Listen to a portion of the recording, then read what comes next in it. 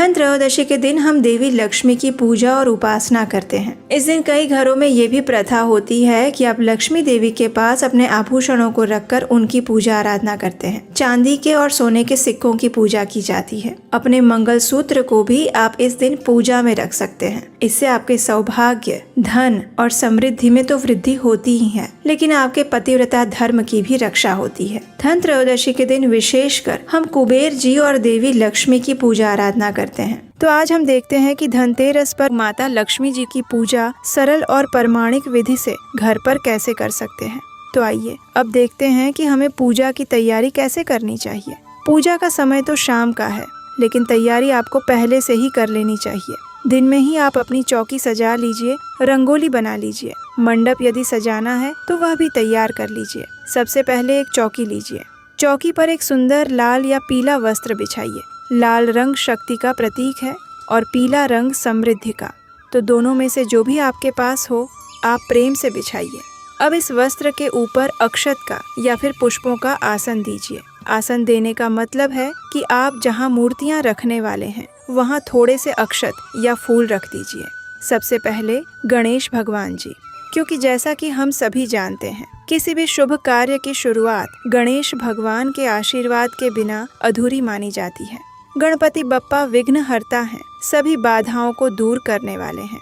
अब माता महालक्ष्मी जी और भगवान विष्णु जी, जो धन, समृद्धि, ऐश्वर्य और सौभाग्य की देवी हैं, जिनकी कृपा से घर में सुख, शांति और संपन्नता आती है। अब भगवान धनवंतरी जी, जो स्वास्थ्य, आयुर्वेद और दीर्घायु के देवता हैं, उनकी पूजा करने से परिवार के सभी सदस्यों को अच्छा स्वास्थ्य मिलता है। और फिर कुबेर देवता, जो धन के देवता हैं, उनकी पूजा करने से घर में धन का आगमन होता है और स्थिरता बनी रहती है। अब यदि आपके पास कुबेर यंत्र है या श्री यंत्र है तो आप उनकी भी स्थापना कर सकते हैं। और यदि किसी के पास धनवंतरी, भगवान या कुबेर देवता की प्रतिमा या तस्वीर नहीं है तो कोई बात नहीं, आप एक सुपारी लीजिए, उस पर कलावा बांध दीजिए, अक्षत का आसन देकर उन्हें प्रतीक मान लीजिए। भक्ति में भावना सबसे महत्वपूर्ण होती है। अब आपका मुख उत्तर दिशा की तरफ होना चाहिए। क्यों? क्योंकि उत्तर दिशा माता महालक्ष्मी जी का वास स्थान मानी जाती है। जब आप उत्तर दिशा की ओर मुख करके बैठते हैं तो मानो आप सीधे माता से संवाद कर रहे हैं, उन्हें अपने घर आने का निमंत्रण दे रहे हैं।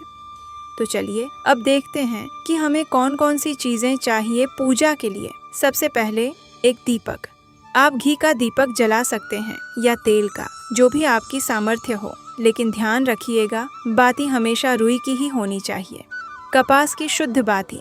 फिर चाहिए गंगा जल और सादा जल मिला हुआ, एक लोटे में भर लीजिए।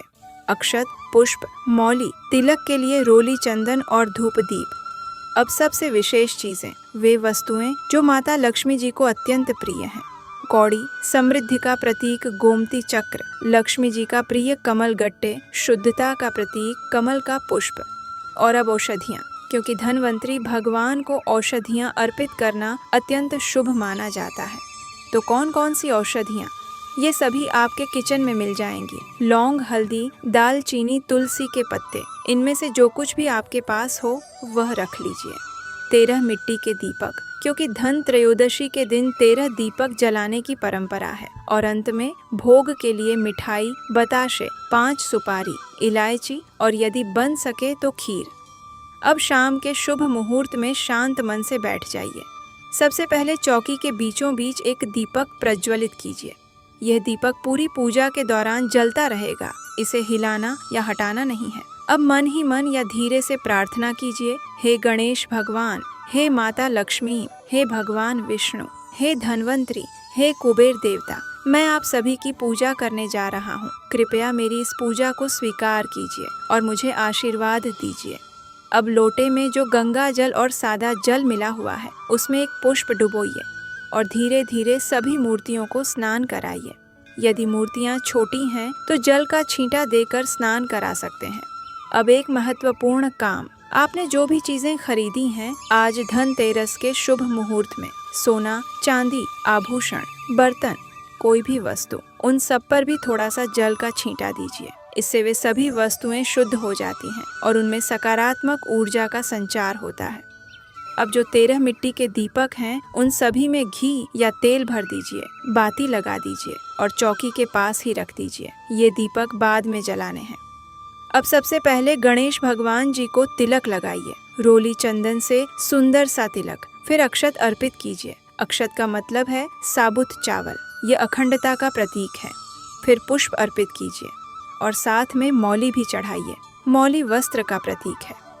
इसी तरह माता लक्ष्मी जी और भगवान विष्णु जी को, धनवंतरी भगवान को और कुबेर देवता को भी तिलक, अक्षत, पुष्प अर्पित कीजिए।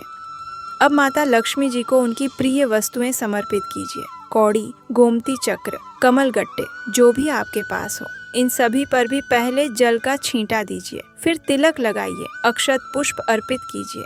ये वस्तुएं माता लक्ष्मी को अत्यंत प्रिय हैं। कहते हैं जिस घर में ये वस्तुएं होती हैं और जिनकी पूजा होती है, वहाँ माता लक्ष्मी का वास सदा बना रहता है। अब धनवंतरी भगवान और कुबेर देवता को औषधियाँ अर्पित करने का समय है। जो औषधियाँ आपने रखी हैं, लौंग, हल्दी, दालचीनी, तुलसी आदि, उन्हें एक छोटी थाली में सजा कर रखिए। अब मन ही मन या धीरे से बोलिए, धन्वंतरये नमः और कुबेराय नमः, और ये औषधियाँ उन्हें समर्पित कर दीजिए। ऐसा माना जाता है कि धनतेरस के दिन औषधियों का पूजन करने से घर के सभी सदस्यों को अच्छा स्वास्थ्य, निरोगी काया और दीर्घायु का आशीर्वाद मिलता है, क्योंकि धन्वंतरी भगवान आयुर्वेद के जनक हैं, देवताओं के वैद्य हैं। अब धूप जलाइए। धूप की सुगंध पूरे वातावरण को दिव्य बना देती है, नकारात्मक ऊर्जा को दूर करती है। धूप को सभी देवी देवताओं के सामने घुमाइए। अब धनतेरस की कथा सुनने का समय है और ध्यान से कथा सुनिए। कथा हमारे चैनल पर अलग से उपलब्ध होगी, आप जरूर सुनिएगा। धन त्रयोदशी के दिन जो भी शुभ कार्य, दान, पुण्य किया जाता है, उसका 13 गुना पुण्य प्राप्त होता है। तो मंदिर में कुछ दक्षिणा जरूर चढ़ाइए, जितना भी आपकी श्रद्धा हो, और यदि संभव हो तो दान भी कीजिए। विशेष रूप से मिठाई का दान बहुत शुभ माना जाता है।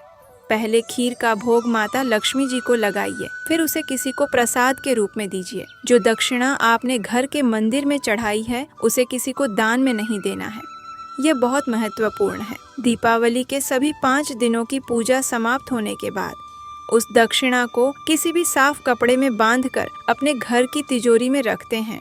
इसे खर्च नहीं करना है। ऐसा करने से पूरे साल भर आपके घर में बरकत बनी रहती है, धन की कमी नहीं होती। अब एक नया दीपक जलाइए और प्रेम और भक्ति से आरती कीजिए। आरती आप हमारे चैनल पर भी सुन सकते हैं।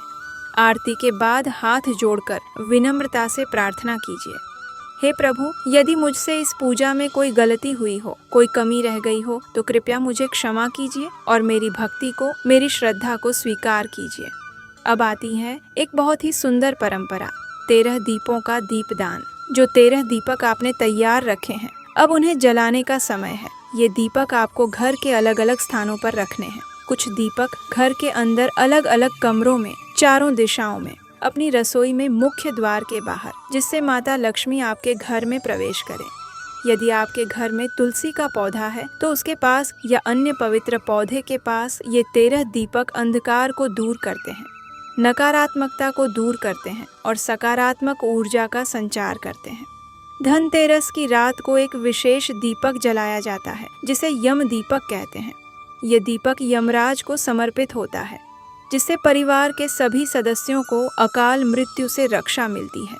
यम दीपक के लिए आप मिट्टी का दीपक इस्तेमाल करें। यदि मिट्टी का दीपक नहीं है तो आटे का दीपक बना सकते हैं। इस दीपक में 4 बातियां लगती हैं, चारों दिशाओं में। यम दीपक को कैसे जलाएं, कब जलाएं, कहाँ रखें, इसकी विस्तृत जानकारी हमारे चैनल पर अलग वीडियो में उपलब्ध है, आप वह जरूर देखिएगा। आपने आज जो भी नई चीजें खरीदी हैं, सोना, चांदी, बर्तन, आभूषण, उन सभी पर तिलक लगाइए, अक्षत पुष्प अर्पित कीजिए और मन ही मन कामना कीजिए, हे माता लक्ष्मी, ये सभी वस्तुएं मैंने शुभ मुहूर्त में आपकी कृपा से खरीदी हैं। इनमें आपका आशीर्वाद बना रहे। ये वस्तुएं हमारे जीवन में सौभाग्य, समृद्धि और सुख लेकर आएं। पूरे वर्ष भर इनका शुभ लाभ हमें मिलता रहे। अब प्रसाद बांटने का समय है। परिवार के सभी सदस्यों को प्रसाद दीजिए। सबसे पहले बड़ों को, फिर छोटों को प्रेम से, आदर से, और स्वयं भी प्रसाद ग्रहण कीजिए। प्रसाद ग्रहण करते समय श्रद्धा और विनम्रता से लीजिए। आप सभी को एक बार फिर से धनतेरस की हार्दिक शुभकामनाएं।